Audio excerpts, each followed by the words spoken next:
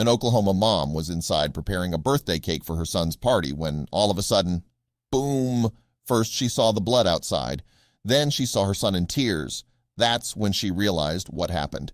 Before we continue, please take some time to subscribe to Daily Dose, like, and share this video with your friends.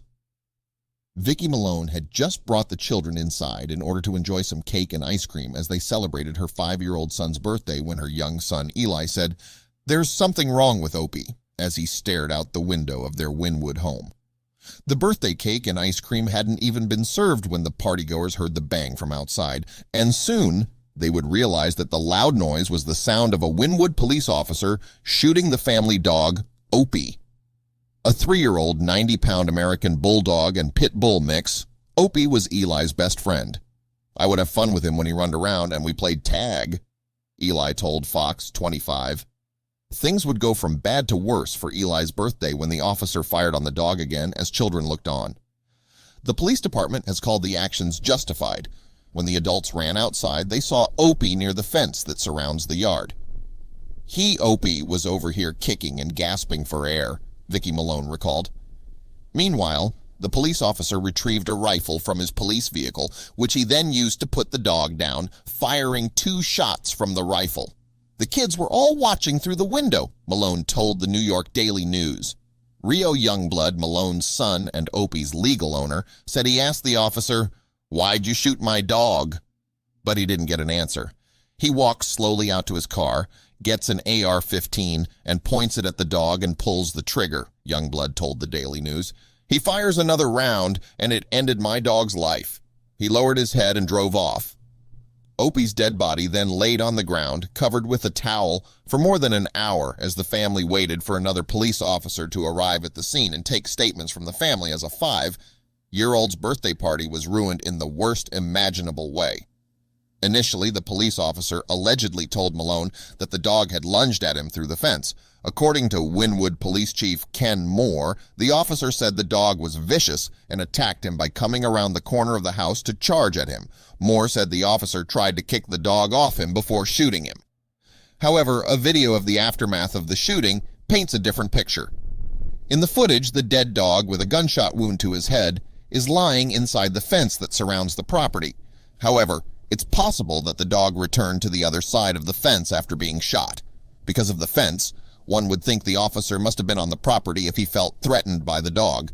However, those reports are conflicting. While Malone says that the officer told her the dog tried to attack him through the fence, Chief Moore seems to allude to the officer being on the property. "The dog cannot jump the fence," Malone said, according to Daily Mail. "The dog could maybe have gotten his head through the fence, but he wouldn't have been able to open it," she added.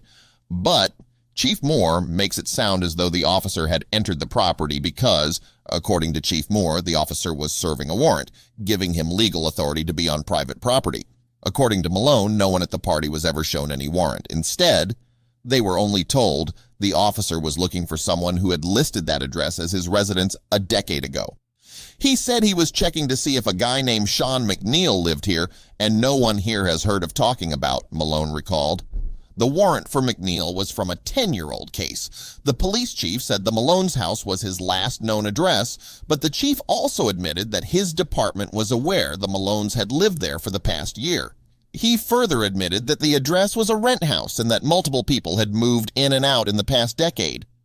Still, Chief Moore is defending his officer and his officer's presence on the property, saying he had to start somewhere in his effort to serve the warrant. Malone doesn't quite agree. "I respect what the police do, but this was senseless, but he didn't show any remorse and didn't even act like he was sorry or anything," she told a local news station. The Malones, who have identified the officer involved as Officer Josh Franklin, believe the death of their dog could have been prevented if the officer had simply used less lethal force or fact-checked the warrant before attempting to serve it at what was obviously the wrong address. What's more, they say Officer Franklin was familiar with their address and aware of the dog. Instead, Eli is left missing his best friend, with the memory that his buddy was killed during his birthday, something that will likely stay with the boy for a very long time. Eli made a small wooden cross to mark Opie's backyard gravesite. While it hurts to lose a good friend, Eli says it hurts even more that no one with the Wynwood Police Department has said they're sorry.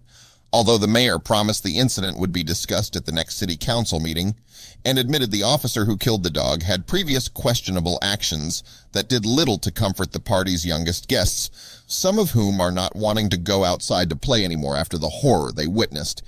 Eli isn't alone in his grief either. Youngblood said his son Ryland is also still mourning Opie's death. Speaking to the Daily News, he said, "I came outside last night and he's on the trampoline. He said, 'I'm singing to Opie's heart. I miss him.'